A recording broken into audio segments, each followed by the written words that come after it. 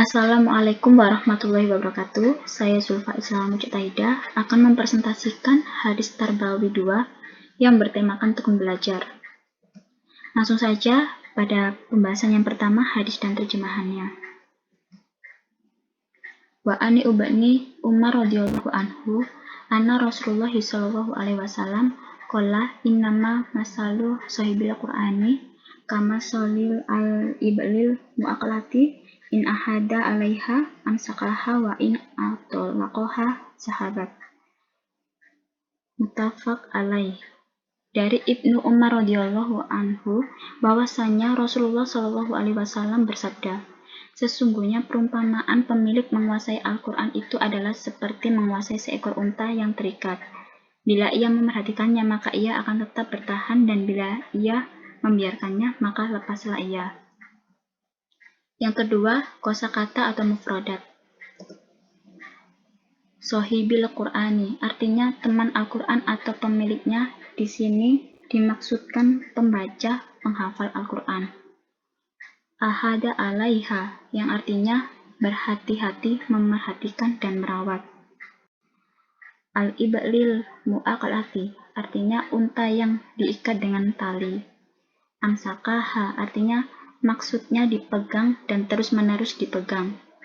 Atau laqaha, artinya melepaskannya, tidak mengikat. Yang ketiga, penjelasan syarah. Rasulullah Shallallahu Alaihi Wasallam menegaskan perlunya kesungguhan dalam memelihara ilmu yang bersumber dari Al-Quran atau memelihara Al-Quran itu sendiri, baik dengan cara hafalan atau tahfidz ayat-ayat maupun dari segi pemahaman dan pengalamannya. Memelihara Al-Quran itu merupakan kewajiban bagi seluruh umat Islam. Pada hadis di atas, Rasulullah Shallallahu Alaihi Wasallam menggambarkan sulitnya membaca atau menghafal Al-Quran sebagaimana sabda beliau, innama masalu sahibil Qur'ani kama solil al-iblil muqallati. Artinya, sesungguhnya perumpamaan pemilik menguasai Al-Quran adalah seperti menguasai seekor unta yang terikat. Kata innama sesungguhnya berfungsi sebagai peringkas makna adat al-hasyar, artinya sesungguhnya perumpamaan orang yang membaca atau menghafal Al-Quran hanya seperti menguasai unta. Maksud pemilik Al-Quran adalah pembaca tulisan mushaf Al-Quran atau pembaca di luar kepala, yaitu penghafal. Pembaca Al-Quran yang rutin secara kontinu akan lancar lisannya dan mudah bacaannya. Sebaliknya, jika seseorang tidak pernah membaca Al-Quran atau pernah membacanya tetapi kemudian ditinggalkannya, maka lisannya itu akan menjadi sulit dan berat membacanya. Namun apabila jika hafalan seseorang diulang-ulang dan dirawat dengan baik, maka hafalan tersebut akan terjaga dengan baik dan tidak terlupakan. Perumpamaan penghafal Al-Quran diumpamakan menguasai unta sebagaimana sabda beliau, kama solil al-iblil mu'aqallati, adalah seperti menguasai seekor unta yang terikat. Perumpamaan pembaca atau penghafal Al-Quran seperti menguasai seekor unta. Unta ini dijadikan perumpamaan karena karakter binatang unta adalah binatang ternak yang sangat cepat larinya, dan jika sudah lari sangat sulit ditangkap kembali. Titik temu persamaan dua hal tersebut adalah sama-sama sulit ditangkap. Kalau sudah dapat ditangkap, hendaknya itu diikat dengan tali yang kuat. Tali Al-Quran itu maksudnya adalah diingat-ingat atau dihafal siang dan malam, baik di dalam sholat maupun di luar sholat. Unta yang telah dapat dikuasai diikat agar tidak lepas. Demikian juga seorang yang telah hafal Al-Quran hendaknya diikat dengan cara diulang-ulang, dibuat tadarus, dibaca dalam sholat ataupun di luar sholat. Titik temu pemeliharaan keduanya dilanjutkan pada uraian hadis berikut. In ahada alaiha amsakaha wa in atolaqoha sahabat. Bila ia memerhatikannya, maka ia akan tetap bertahan, dan bila ia membiarkannya, maka lepaslah dia. Jika seseorang itu memerhatikan untanya, maka unta itu tertahan tidak menghilang. perhatiannya adalah mengikat dengan kuat. Ibarat orang yang memerhatikan hafalan Al-Quran, kalau ada talinya yang mengikat hafalannya, maka hafalan tersebut akan bertambah. Tali hafalan maksudnya adalah mengingat-ingat dan mengulang-ulang dijadikan wirid. Sebaliknya, jika unta itu dilepas tidak diikat dengan tali, maka unta segera terlepas dan menghilang.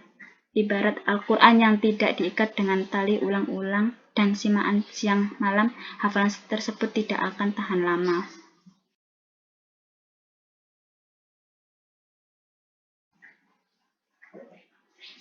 Demikian juga ilmu akan tahan jika ada talinya. Bahkan sebagian ulama mengumpamakan ilmu seperti binatang buas, sebagaimana yang disebutkan dalam syair berikut. Ilmu itu bagaikan binatang buas, sedangkan tulisan bagaikan talinya. Ikatlah binatang buruanmu dengan tali yang kuat. Di antara sifat bodoh, engkau memburu binatang dan kamu lepas di tengah-tengah makhluk. Rasulullah telah mengibaratkan Al-Quran atau ilmu itu bagaikan binatang buruan yang sulit didapat. Maka ketika mendapatkan binatang buruan tersebut, hendaknya sang pemburu itu mengikat atau memasukkan buruannya itu ke dalam sangkar agar tidak lepas. Begitupun juga dengan ilmu. Jika seseorang mendapat ilmu, maka hendaknya ditulis, dipahami, diingat-ingat, diamalkan, dan diajarkan kepada orang lain agar ilmu itu semakin melekat pada dirinya dan tersebar ke seluruh manusia. Kemudian yang keempat, pelajaran yang dipetik dari hadis ini. Yang pertama, dorongan sungguh-sungguh mencari ilmu dengan cara membaca, mencatat, atau menulis ilmu dari berbagai referensi ilmu pengetahuan yang bermanfaat. Yang kedua, perintah membaca secara berulang-ulang sehingga lancar, tidak lupa dan fasih bacaannya. Yang ketiga, perintah menghafal Al-Quran dan ilmu serta larangan melalaikannya. Yang keempat, perawat Al-Quran dan ilmu disamakan dengan perawat unta. Yang kelima, persamaan antara kedua hal tersebut, sama-sama merawat dengan baik, mengikat dengan tali yang kuat agar tidak lepas. Yang keenam, unta aman tidak akan lari jika diikat. Demikian juga ilmu tidak akan hilang kalau dipelihara dengan baik, yakni catat, dipahami, dan diamalkan. Yang terakhir, yang kelima, biografi singkat perawi hadis sahabat. Abdullah bin Umar bin Al-Khattab, dipanggil Abu Abdirrahman. Ia lahir pada tahun kedua dari kenabian, masuk Islam bersama ayahandanya dalam usia masih kecil belum balik. Ia itu berhijrah ke Madinah bersama ayahandanya dan ibundanya ketika berusia 11 tahun. Tetapi ia ditolak Nabi ketika akan mengikuti perang Badar 1 melihat usianya yang masih belia karena rahmat dan kasih sayang beliau. Ia belum bisa diterima sebagai mujahid fisabilillah sampai berusia 15 tahun. Ketika sampai usia ini, ia menghindari perang Khandaq dan berbagai peperangan setelahnya. Artinya ia tidak pernah absen dalam segala perang dalam Islam setelah itu. Kontribusinya terhadap hadis sangat besar. Ia tergolong seorang sahabat yang banyak meriwayatkan hadis seperti Abu Hurairah, Ibnu Umar, Anas, Ibnu Abbas, Jabir, dan Aisyah. Abdullah bin Umar ini meriwayatkan 1630 hadis dan meninggal pada tahun 73 Hijriah. Itu saja yang dapat saya sampaikan. Mohon maaf apabila ada salah kata. Wassalamualaikum warahmatullahi wabarakatuh.